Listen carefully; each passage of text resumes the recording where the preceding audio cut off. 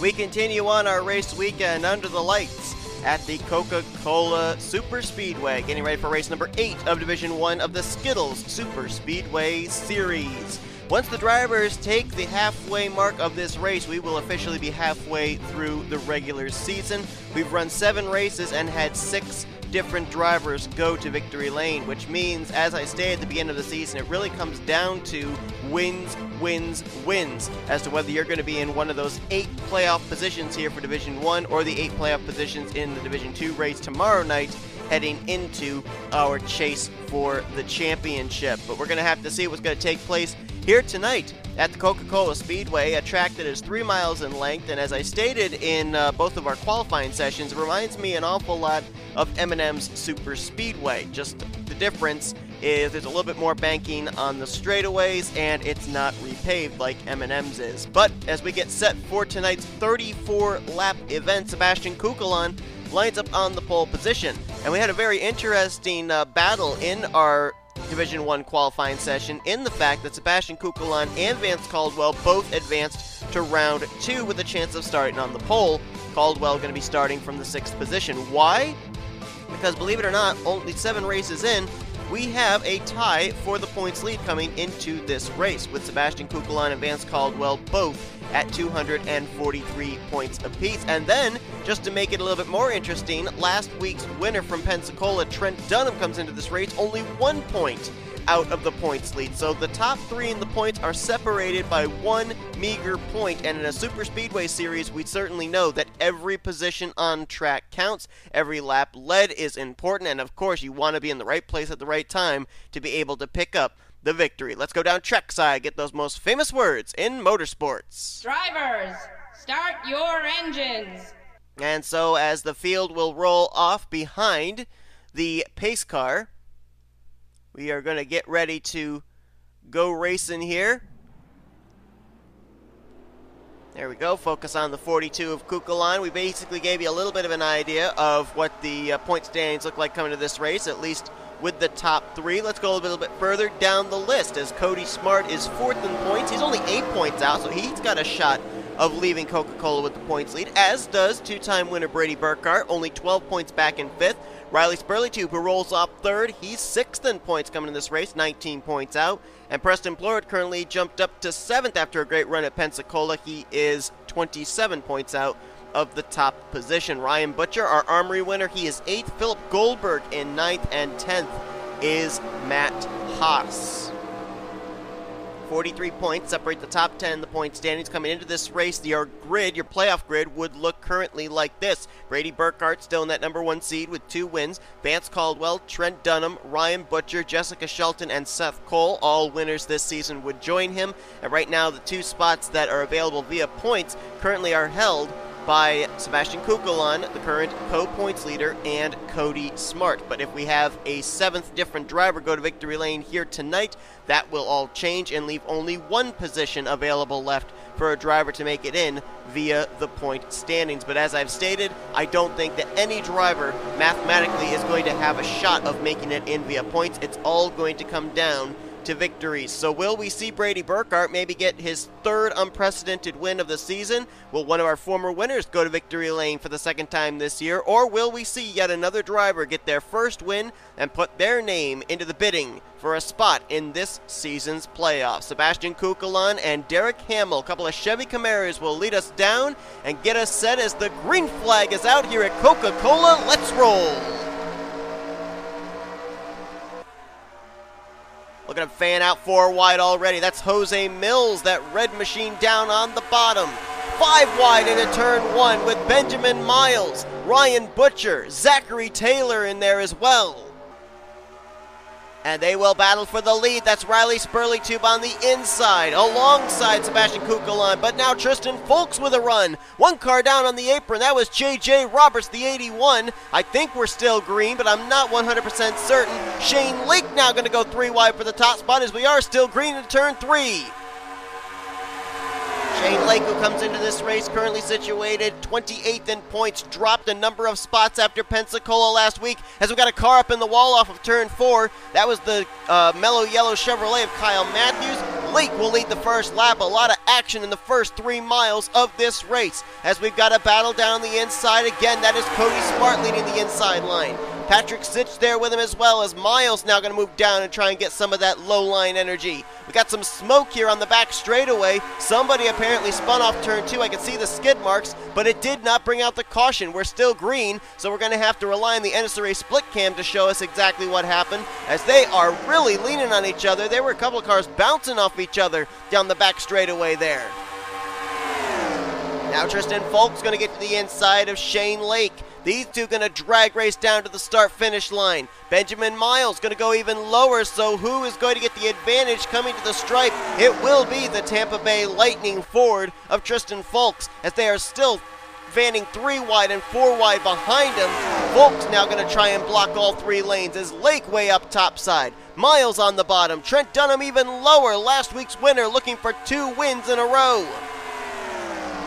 As they make their way through that lingering smoke there, still out of the exit of turn 2 and down the back straightaway. I see Jessica Shelton there, our winner from Dragonette. She's been down almost below that yellow line the last 2 laps on this back straightaway, but making it work and making some progress towards the front. She's now up to the 2nd position, bringing Roger Ray along with her in the 68. Car up in the wall, that's Benjamin Miles off turn 4. Keeps it together, keeps it straight, we're still green. Now an inside line getting together. That's Ciculli, Eli Bright, Carter Friesen, Austin LaPlante, and Jonathan Zoerlein down there as Shelton now putting the pressure on Tristan Fowlkes for the lead. She's going to get to the inside. Cody Smart going to pound the wall a little bit there off of turn 2 as he got a little too high in that 94. Shelton trying to move up, trying to clear Tristan Fowlkes, succeeds in doing so. New race leader, Dragonette winner Jessica Shelton. Here comes Roger Ray with a big run into turn 3 though. He's going to try and challenge to the inside, and he's to the left rear quarter panel as they will exit out of turn number 4. Another car hard in the wall. That time it was JT Bryant, the 22. Who's going to lead this lap? Will it be Shelton or Ray? It's going to be Shelton by a nose. Getting that bonus point as they're closing in on Philip Goldberg, who I guess was one of the drivers that may have been in that spin off of turn 2. A lot of damage on his Skittles Toyota, and they're going to have to fan out and try and avoid him. He's going to hold up the middle line with Tristan Fowlkes, Joshua Ciculli and company. Everyone trying to find their way by the disabled 18, and that's a big hit for Philip Goldberg as well, who came into this race 9th in the point standings. He had a very poor performance last week at Pensacola, dropped him down 4 spots in the standings, and looks like it's going to be an even worse free fall through the points as he's got himself damaged and now off the lead lap early on in this one at Coca-Cola. Back up towards the front. Got a challenge here. This is, I believe, for the 5th position, Shelton and Friesen as the top, or sorry, that's for 4th rather, as the top 3 have been able to scamper away. Chevy, Dodge, Ford at the front, Ray, Eli Bright, Zack Winkle, and they have about a 2nd and 2/10 between themselves in this battle for 4th place. Shelton now has it, and the caution flag is out for the first time here tonight. Not without action in these first 6 laps, but it took until lap 6 for the first yellow flag of the day to come out, and there's another car in trouble as they're making their way by. That was the 16 of Vance Caldwell, one of the 2 drivers that came into this race, tied for the points lead. Another car just slammed the wall off turn 4. I think that was Jake Rogers, as Roger Ray is going to lead us here under our first yellow flag of the evening at the Coca-Cola Super Speedway. But my goodness, what an action-packed first 7 laps of this race. And how it took us this long to have the caution flag wave, I'm not really sure. Looks like more smoke off of turn 2 may have been the reason for this yellow flag coming out. Jonny Gardner, a lot of damage on the Crystal Pepsi Chevrolet. There's outside pole sitter Derek Hamill. He's got damage. Riley Spurlytube, 6th in points. A lot of damage on his car. There is Philip Goldberg. We already saw his damage from earlier. Looks like he's got more. Joshua Lee's damaged, and also last week's winner Trent Dunham with quite a bit of damage on his Sega Chevrolet. Kyle Mathews, right side damage, left side damage there for Benjamin Miles. We've had a lot of drivers bouncing off each other. We've had a lot of drivers hitting the wall, so we can't really tell which is crash damage and which is damage from scuffing either another car or the outside retaining wall. Roger Ray leads us under the first caution. Don't know if they're going to come to pit road here or not, and yes they are, which means they might be good to go on fuel the rest of the way. We're going to have to wait and see though. But everyone's going to come to pit road, so we'll see if Roger Ray's team can get him back off of pit road as the race leader as we go back and see what brought out this first caution of the evening at Coca-Cola Superspeedway. Well, it took us this long to have the caution come out, and this is what happened. Joshua Lee way up the racetrack. There's really, you can see no dark gray up there, so there's no grip. Car just slides up into the wall, and these are those kind of walls that'll just suck you in. It's so difficult to get off of. Now, he is going to be able to get off the wall when he gets here to the exit of turn 2, but watch as he does. That car is going to turn so far to the left right there, trying to hang on to it, and there's just nowhere for Diego Yepez in the 69 to be able to go. It runs right into the back of him. And Diego Yepez came into this race 11th in the points. It worked its way almost into the top 10 in the standings after a good run last week at Pensacola. And as you can see, a lot of damage now on his Autism Speaks Chevrolet. Joshua Lee with a lot of damage on the right, left, and rear of his Quicken Loans Chevrolet. And that is what brought out the caution for the first time here tonight at the Coca-Cola Superspeedway. A lot of other drivers damaged due to incidents you saw courtesy of the NNSCRA split cam. And we will now line them up and see when we will go back green with however many laps remaining in tonight's event. And even our leaders could not avoid some kind of an incident here, as we had quite a bit of trouble on pit road. You saw Roger Ray came to pit road as the leader. Zack Winkle came in third. Well, both of them had some issues on pit road.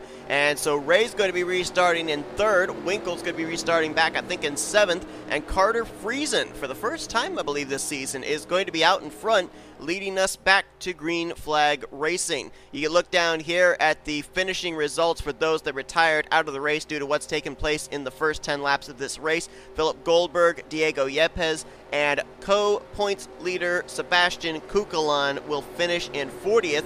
The guy that came in tied for the points lead with him, not faring too much better, Vance Caldwell, one lap down in the 37th position. So we'll have to keep an eye on Trent Dunham, who's restarting 33rd, and he's damaged. See if he's going to be able to take the points lead over. It's going to be a pretty interesting contention for the points lead between three drivers who all have damage or have retired out of this race up to this point. Restart as we get ready to go back green. We'll have Carter Friesen on point, Jessica Shelton second, Roger Ray third. Jack Mitchell's up to fourth with Joshua Ciculli in fifth. Then it's Eli Bright, Jose Millz, Tristan Fowlkes, Zack Winkle, and Zachary Taylor, your top 10, as the green flag will come back out here with 24 laps to go at Coca-Cola Superspeedway. And the interesting thing is these drivers all came to pit road back on the completion of lap 7. Are they good to go on fuel now with the timing of that yellow flag, or will they have to make pit stops at least one more time before the conclusion of this race? Shelton, not content to ride second, she makes the move and goes to the point.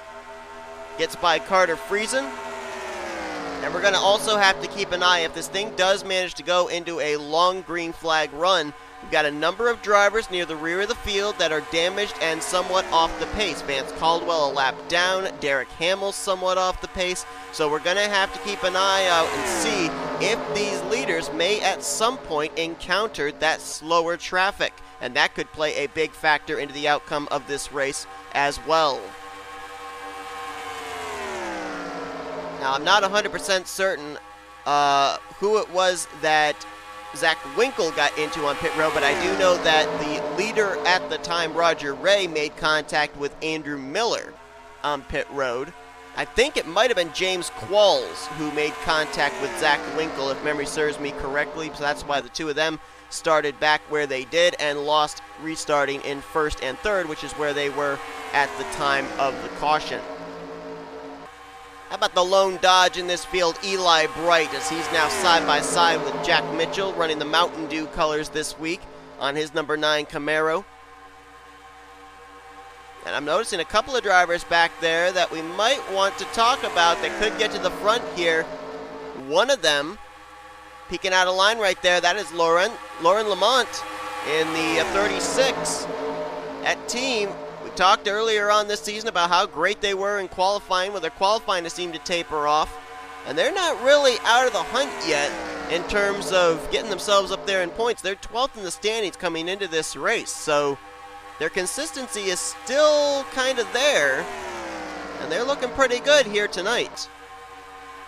We also mentioned top of the program of drivers trying to get their second win of the season to lock themselves up a spot in the playoffs, joining the likes of Brady Burkhart. Well, we've got a couple of candidates up here towards the front. Of course, Jessica Shelton leading this race, won at Dragonette. And I also saw our Pigs Creek winner, Seth Cole, back there. Took turn 4 a little wide, though, and he's dropped now outside of the top 10 to 33, but still up here in this lead pack. Right now, the best battle is on for third place between Mitchell and Fowlkes. Mitchell's got Matt Haas as his drafting partner. Fowlkes has a fellow blue oval in William Duncan with him. And that's allowing, for the moment, the top two to remain single file and open a little bit of distance between themselves and the rest of the pack. Eli Bright, Jessica Shelton, and as soon as I say that, Eli Bright now wants to go to the point.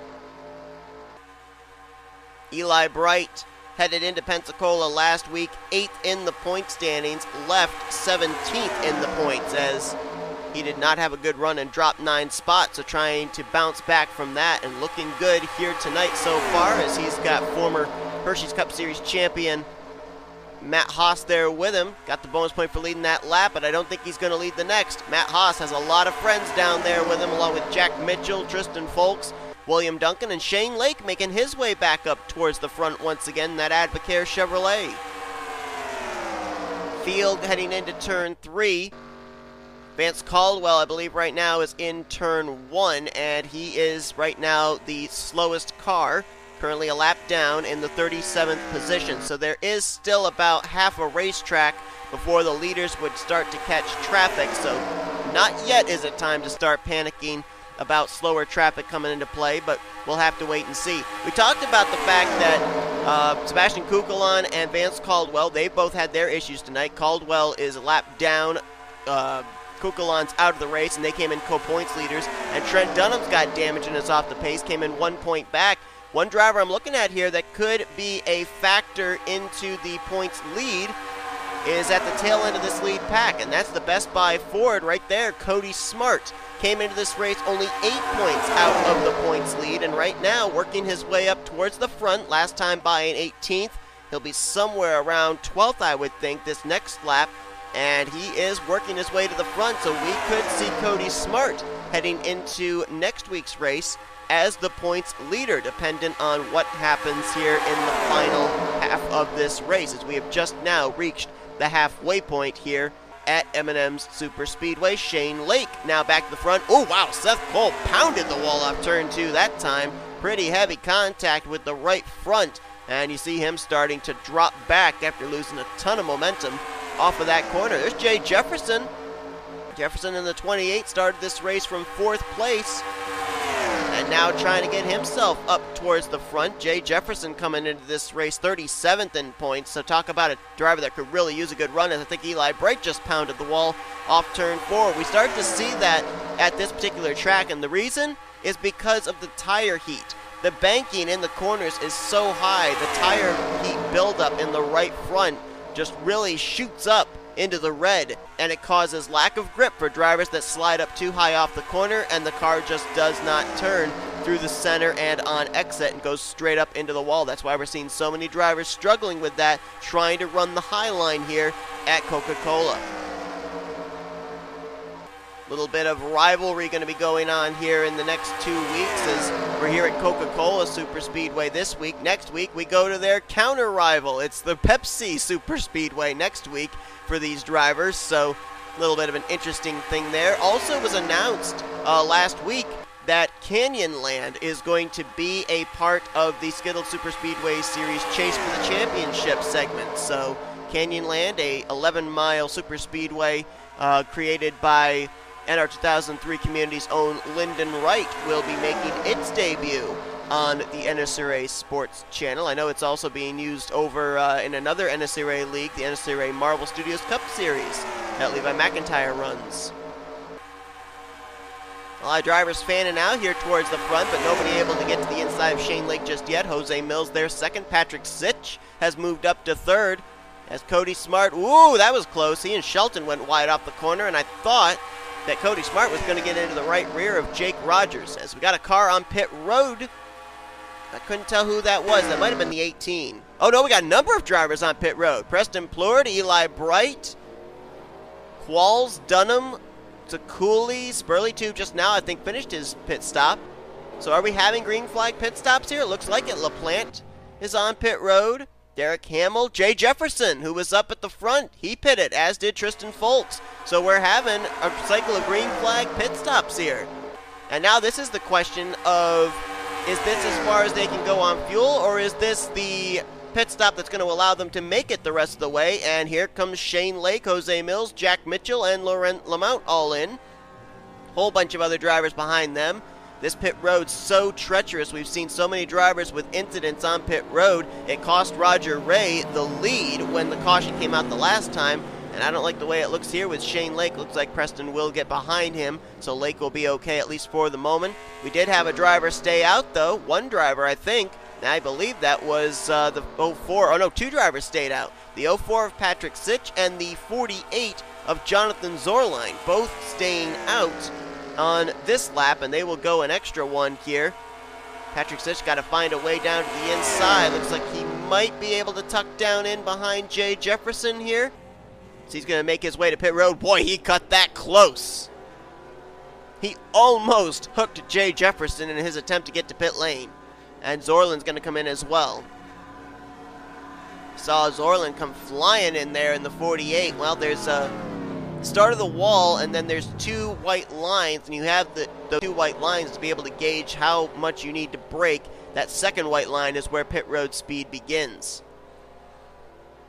So let's find the 55 of Shane Lake, because he pitted from the lead. He's now on the back straightaway, and we will see if he will be able to get around Zoerlein and Zych by the time those two exit, because this would probably be the potential battle for the race lead.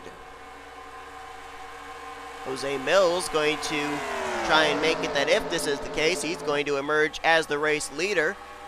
Lauren Lemount right there in the 36, Jay Jefferson the 28.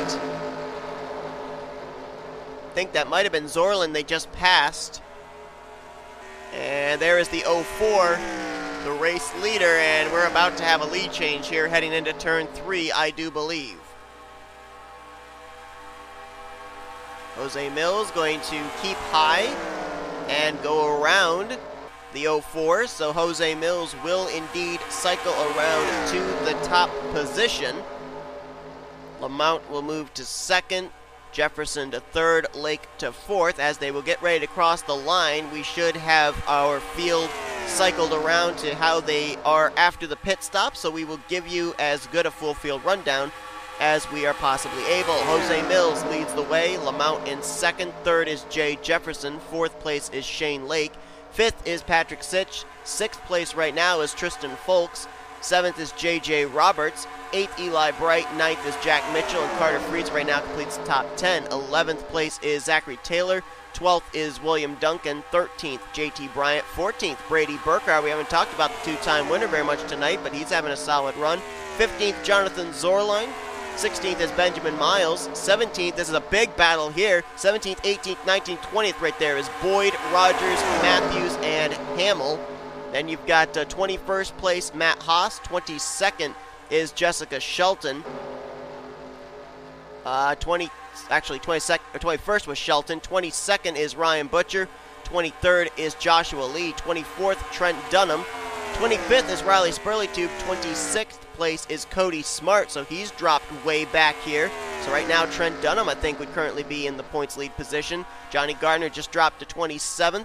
28th place is Seth Cole. He's under fire from Preston Plourd, who right now is 29th, and right now James Qualls runs in 30th. Preston lost a number of spots there on that pit stop. 31st is Roger Ray, who was out in front when the first caution came out. 32nd is Zack Winkle. 33rd, Joshua Ciculli. 34th is Andrew Miller. 35th place right now I believe, is Austin LaPlante, who is the first car 1 lap down, and Vance Caldwell currently is, I believe, 36th, and he is the other car that is a lap down. Or no, Derek Hamill's actually a lap down. So that's why the scoring was off for me when I was down around the 20s, was because Hamill is actually a lap down in 36th, and 2 laps down is Vance Caldwell in 37th. The 3 drivers out of the race, as we had documented before. Philip Goldberg, Diego Yepez, and Sebastian Cucalon battle for the lead. Here's Jay Jefferson to the inside of Jose Millz, as right now it's the top 5 at the front in the hunt for this win currently. We got to watch the ticker, top left of the screen, and see about Carter Friesen, Brady Burkhart, Zachary Taylor, Jack Mitchell, that group, see if they are going to be able to reel in these guys. As boy, Jose Millz almost got the wall off the corner. He might have brushed it a little bit. They have about 4 seconds to make up to Friesen and company, and they also are going to have to deal with Tristan Fowlkes, who has lost touch with the top 5, currently riding in the 6th position. When they hit the line, there'll only be 8 laps to go as well. So if they are going to make hay, they are going to have to do it very, very quickly. Up here in this top 5, though, none of these drivers have been to victory lane this season. Lake comes into this race in 28th. Patrick Zych comes into this race in 20th. Jose Millz in 26th, Jay Jefferson in 37th, and Laurent Lemount in 12th. So all these drivers really could use a win regardless of where they are positioned in points. And the way they're racing right now, it's looking like it's every man for himself. Nobody's really working with anybody. They've been 2 wide, 3 wide all the way through this pack, but as they've been doing that, they've also been steadily gaining on that second group, which now is being led by Jack Mitchell. They are going to have to start to deal with traffic, though. That's Andrew Miller, the 47, who is currently the last car on the lead lap.